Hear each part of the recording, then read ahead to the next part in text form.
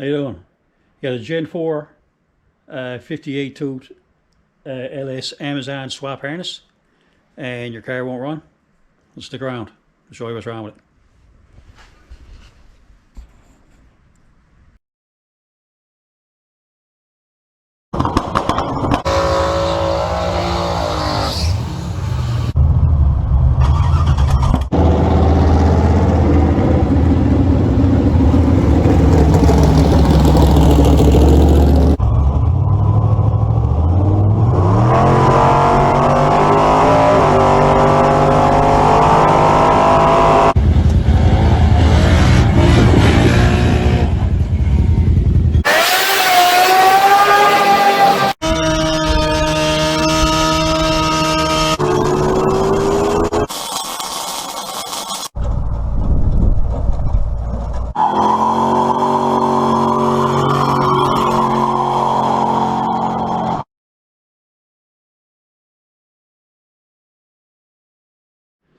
Anyway, so if you look behind us, we have probably an 84 Camaro, probably around 83, 84.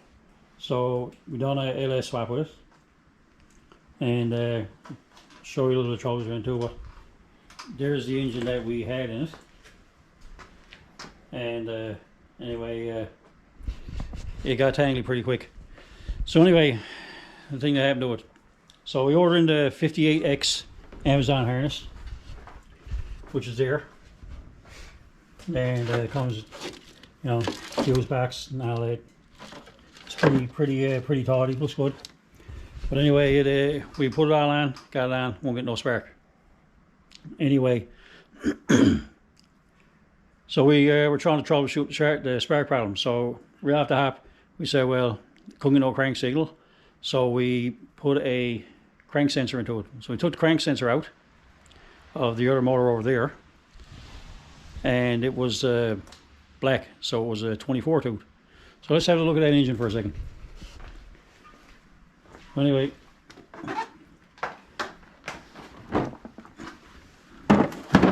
so as you can see, no knock sensors in the tray, or it got knock sensors down there on the side of the motor. And anyway, it had had the cam sensor in the front cover. So right off, look at that, that's 58X, or so we thought. So anyway, that's what you call a unicorn. That's a 2-year only model out of a Saab. Is those a Saab? Saab 9-7X. 97X Saab. Same, so it's basically it's a aluminum 5.3. So anyway, what we figured out after was that's an LS2 variation. So it's got all the stuff where the 58X will be, was a 24X motor. So okay, so at this point we had the computer deleted, programmed. Right, so we already had that done for the 58X. We had a harness for a 58X. So anyway, said, well, we got that done. Is there another motor available? So anyway, got another 6-liter motor. So 6-liter now, not a 4.3. So we put that in, put our 4.3 stuff onto it, and the LS1 intake, and puts it all in. So now we got the 58X motor, computer, and wiring harness, and no sparks still. All right. So what do we do next? We goes over and we put a crank sensor on it, and there's no spark. And he puts another crank sensor on it, still no spark. So at that point, I'm saying, what is it? So owner of the car took the computer that we programmed, and the computer we programmed, and bring it down and stuck it in a Tahoe, which was a factory truck, and Tahoe started right up, ran. So anyway, it's not the computer, there's nothing in the programming. Okay, so where do we go now? We looks at it and says, well, is it a crank sensor or not? So we end up doing, remember the Datsun race car? I had an old MSD box for that. It was a 58X, and it would run spark. So he hooks up the 58X. MSD box is only the 2 coils. It's a crank and a cam sensor, and live on the ground. So now cranks the motor over, got spark. So we confirm the cam and the crank sensor are good. All right. So where do we go with that? So we knows the cam crank sensor is good. We knows the computer is good. So is the harness. So he goes over, looks at the harness. He goes over and say, well, we ordered an LS3 harness. So then we say, well, maybe it wasn't one, so we ordered a truck harness for a 6-liter. Goes over, brings it over, and it's the exact same harness. Exactly, every pin, exactly. So anyway, that's where we got to. So when we come over, more troubles.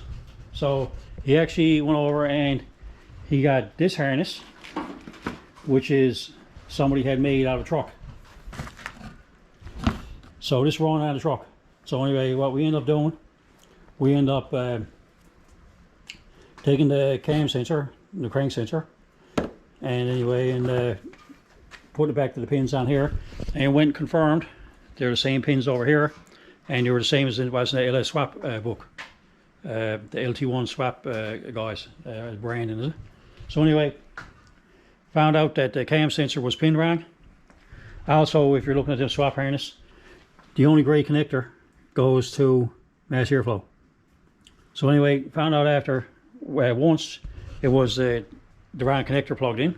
We put the connector plugged in, still wouldn't start. So anyway, the pins were pinned wrong all here and down in the cam sensor, which runs down under there.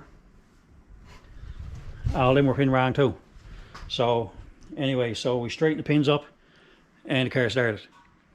So there you have it. It was basically when it wasn't getting no spark, it was the cam sensor and it was the mass airflow were wired wrong. So in doing that, I think it was like 5 wires in the mass airflow here, and it's a 5-wire to a 3-wire cam sensor, which was also full up. So we had to move the 5 wires around, even though we were only using 3. So okay, so that's why we had that. So when he comes over here, we haven't got to run the car yet because we're going to run the harness in the car. But the gas pedal, it also hooks up the gas pedal. The brown and white, you got to switch the brown and white. They're pinned round too. So, so that's the troubles with that we have with that Amazon harness. Okay, so we were searching YouTube for a while, and we couldn't find anything on Gen 4. So do a little video talking about it, and might be able to help somebody out. The only other thing, you look at the harness is very clean, it's tidy. You know, even though I had troubles, you say, would I buy one? Yeah, I would, definitely, for the price of it. We've had harnesses from other manufacturers, reputable manufacturers, that everybody got one up the road. It's the exact same harness, the exact same fuse box, everything, IRE connector is exactly the same. It's just that they probably buy the harness and they check the pins. So you buy a harness off some other crowd, you know it always works because they makes a point to check the pins. But and another thing, so when you order it with a 58X for a 6L80, 6L90, it doesn't come with a transmission harness. It doesn't come with a transmission controller. So if you're looking for all this for a transmission, it's not in the other harness, the Amazon harness. Transmission connector, not in the Amazon harness. So if I was to do one, a 58X, and I wanted to keep 4L80 or 6L80, 6L90, and you're going to buy the Amazon harness, you might have to repin it back to the computer. Or what I would do, I would depin the factory harness if I was going to start with that, because yeah, it's no transmission control. But for this, it's Turbo 350 into it, and it should work just fine.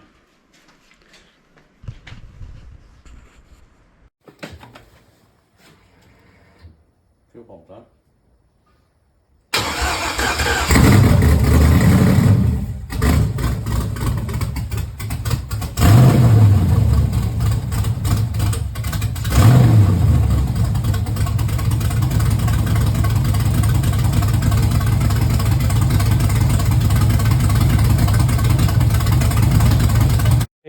running. So all that's left to do now, we're going to take the harness off because we only laid on top of the motor to get it to run. We're going to take it off and route it properly and put the computer inside, run the harness through the firewall and stuff like that. So thing to think about when you're doing the swaps, if you're using a Gen 4 58X, you probably haven't got transmission control with an Amazon harness. If you use a Gen 3 24X, it comes with the transmission controls. And I don't know if you had that one and you had to use that transmission controller right here. I don't even know if you'll have to buy 2 more credits to unlock that. I don't even know. But anyway, that's the easy way. The Gen 3 is probably a bit more friendly, but like that computer is smart. The 58X computer is small, it's easy to hide. So it works, looks a bit better anyway for that way. But anyway, if you're having trouble with it starting, no spark, we had no spark, no injectors, it'll turn over, and that's what we come up with. And we're staying at it to try to figure it out because I got another one I'm doing in a little while. But anyway, Weekend at Bernie's Garage YouTube channel, bit of information for it, and we'll see you on the next one. Bye.